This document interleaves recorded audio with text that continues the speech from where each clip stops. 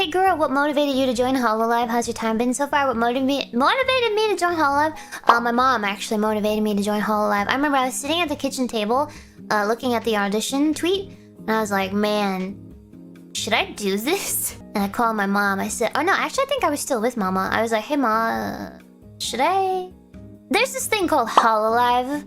And she was like, well, what's that? I was like, okay, it's girls play video games and then they dance on a stage. Actually though, I've showed my parents. I used to be really dorky about it.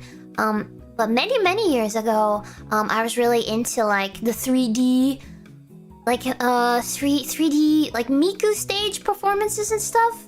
Like with the projections and stuff, and how realistic they've been able to make Miku look over the years. And I would show my parents like the packed arenas that Miku would have, and even other virtual talents.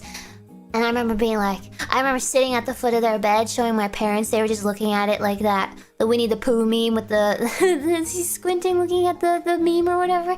And they're watching this Vocaloid character scream in front of this packed audience. And I'm like, you see that one day that's gonna be me. I want to do that. I want to be on the stage. I want to do that someday. I want to do that. And I want to play games, and I want to do the 3D, and I want to like have like tracking and all that. I want to do the real deal. And they're like, oh, that's nice. Okay, that's nice. Wow, Gura. That was a lot of years ago. And I remember I tried really hard to get into like motion tracking and stuff like that. But it like, oh my god, the amount of knowledge you need of 3D software. And then the suits. I remember looking at like XSense suit and perception neuron suits and stuff like that. Because I really wanted to get into it and like blend shapes and like having... That's when I started modeling 3D characters. But I didn't get very far into that because it was just way above my creativity and skill level. But yeah, I looked into getting like blend shapes. You could have live feed tracking of facial expressions and all that set up and stuff like that. I was really into it. So I really admire Amelia Watson for getting you know, she's on the right track. That kind of thing. I really admire her because she's doing it. She's doing it all. Look at what she did for us yesterday. Isn't that great? But yeah. But now I feel like joining Hololive. That was one of my kicks that I wanted to join Hololive, because I was like, maybe I can fulfill this dream.